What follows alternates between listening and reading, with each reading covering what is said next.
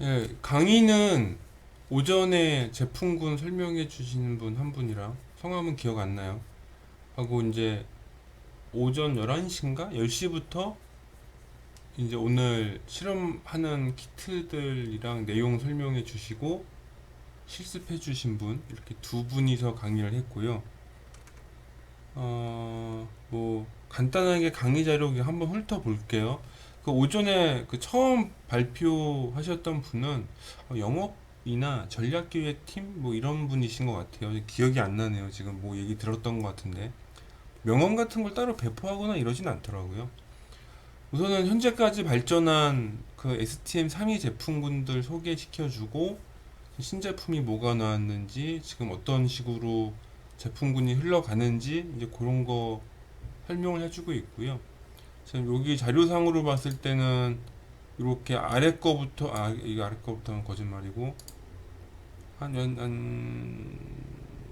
이쯤부터 순서가 F0 이렇게 이렇게 요 WB는 뭐 이제 무선 뭐 통신 그러니까 블루투스나 지그비 같은 거 합쳐진 제품이고 이게 최근에 나왔대요.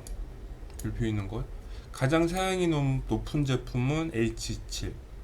이게 가장 듀얼 코어로 제일 높고 하고 오늘 수업에 썼던 거는 요 L0 제품이에요. 가장 성능이 낮은.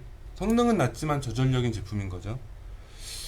예, 뭐 이렇게 일단 됐고요. 그래서 이렇게 그냥 제품군이랑 성능이랑 뭐 이런 거 설명해 주더라고요. 그래서 H7이 제일 성능이 좋고 L0는 가장 저전력이고 무선 통신되는 WB도 있고 뭐 이런 저런 제품군이 있다. 뭐 이렇게 선택할 수 있다. 이런 식이고요. 크게 제품은 M0, M3, M4, M7 최근에 나온 거까지 뭐 이렇게 쭉 자료 설명해 주고 있고요. 키트가 좀 재밌었는데 모든 제품은 STM32 뉴클리오라는 제품으로 나오고 있고요. 이게 가장 기본 키트예요. TI의 런치패드 같은 거. 그다음에 디스커버리 킷은 TI로 치면 뭐라고 하나? 에뮬레이션 보드라고 해야 되나? 이렇게 그쵸. 디스커버리 킷이랑 에뮬레이션 보드를 합쳐놓은 게 TI에서는 그냥 에뮬레이션 버전이네요. 그래서 이렇게 기본 보드, 특정 기능에 대한 보드, 풀 펑션에 대한 보드, 하고 누클리오랑 이렇게 결합해서 쓸 수 있는 TI로 치면 런치패드와 런치패드 익스펜션 키트 정도 되겠네요. 이런 것들이 있었고요. 수업 시간은 여하튼간에 누클리오로 했다. 그 정도고 개발 툴에 대한 얘기를 들었는데 이게 설명을 시간이 너무 없어서 그런지 잘 설명을 안 해주더라고요. 이게 S트링크 V2 프로브가 요 사진 속의 요놈인데 요거는 저렴 버전이고 근데 이게 지금 스윙 시리얼 와이어 디버거 이거랑 제이텍이랑 또 하나 뭐 더 있었는데 기억이 안 나네요. 여튼간에 몇 가지 디버깅 방법이 있는데 이런 것들에 대해서 막 뚜렷하게 설명해 주진 않았어요. 제가 못 들었을 수도 있는데 뭐 시간이 없다 보니까 막 팍팍팍 진도가 나가가지고 뭐잘 설명은 안 됐습니다. 여튼간에 최근에 나온 것은 S트링크 V3 셋 프로브가 새로 나왔고 이걸로 모든 디버깅 다 할 수 있다. 뭐 이렇게 설명해 주더라고요. 하고 호환되는 걸로 IAR사랑 새거 K사에 또 이런 툴들도 있다 이런 얘기 해주더라고요. 기본적으로 ST링크 V2를 추천하더라고요. 이게 ST사에서 만들었으니까 뭐 호환이나 뭐 이런 거에 더 유리하다고 하더라고요. 그 다음에 뭐 이건 누클리어 보드 얘기고 이거 쭉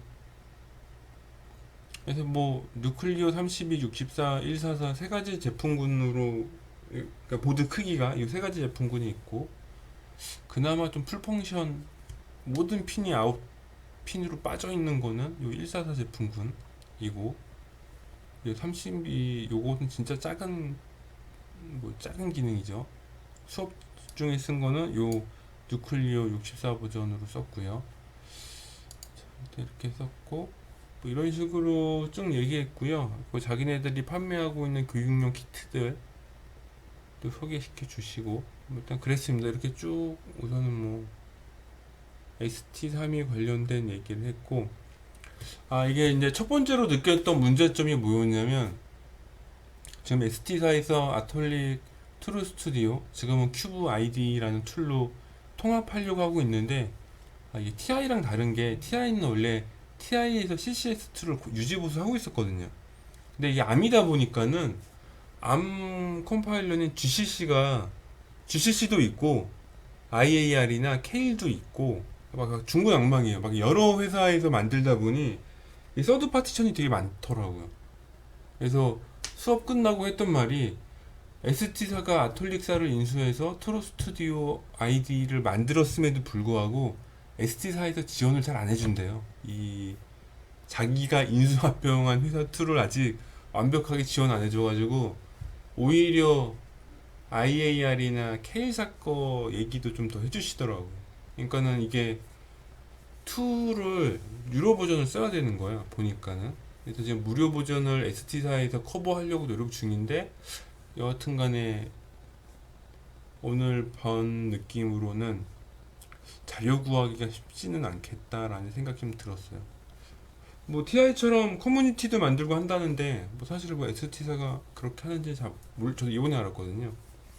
여튼간에 그 ID 툴 환경에 좀 약간 이게 단일한 창구가 없다라는 게 좀 느껴졌고, 오늘 수업은 안 했지만 큐브 프로그래머, 큐브 모니터 어떤 게 이게 부가적인 유틸리티가 독립적으로 있는데, 이게 되게 너무 많더라고요. 이게 제가 홈페이지에서 특정 툴을 찾기가 좀 약간 어려워요. 예를 들어 TI사랑 비교하자면 굳이. 그래서 두 번째로 느낀 건, 뭔가 이것저것 툴이 되게 많은데 툴끼리의 상관관계가 뭔지 잘 모르겠더라고요. 일단 그런 문제, 두 번째 문제가 있었고, 세 번째는 자료 찾기가 생각보다는 쉽지 않다? 약간 뭐 그 정도? 네. 뭐 이렇게 하고, 이제 요 큐브 MX라는 프로그램, 이게 참 중요한데, 이게 A 프로에서도 얘기 나왔던 건데, 처음에 이거를 왜 쓰라고 하는지 몰랐거든요. TI도 이런 비슷한 툴이 있어요. 핀맵 DSP 설정해주는 툴이 있는데 안 쓰거든요. 왜냐면 내 코드로 다 짜니까는.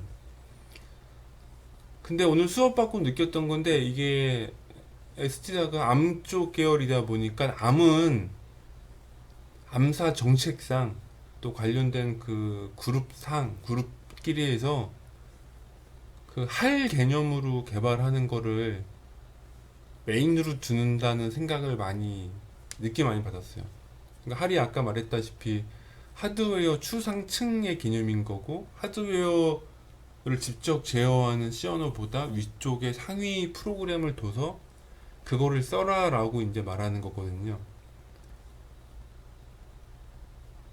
그러니까 할이 가지고 있는 단점들도 이미 알고는 있더라고요. 알고 있는데 왜 그런지 모르겠는데 이런 툴을 쓰는 거예요. 큐브 MX를 써야지 하드웨어 공부를 하지 않고 프로그램적으로 접근하게 되는데, 접근해라라고 한 건데 그게 굉장히 제가 봤을 땐 잘 먹히고 있는지 모르겠어요. 쉽게 말하면 컴퓨터로 치면 마이크로소프트가 우리 그 윈도우, 옛날에 윈도우 프로그램 짤 때 윈도우 API라는 그 라이브러리 쓰잖아요.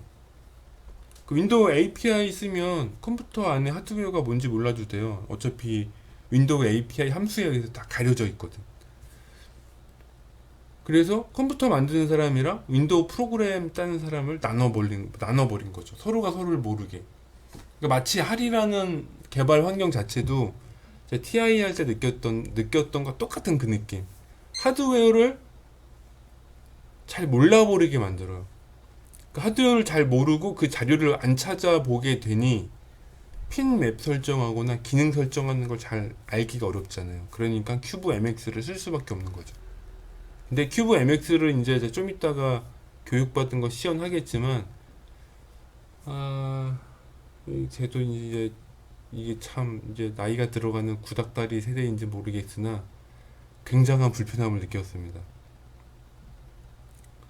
그러니까 윈도우 API 라이브러리로 윈도우를 개발하는데 도대체 내가 쓰는 컴퓨터가 뭔지를 알 수 없는 그 느낌. 딱 그 느낌이에요.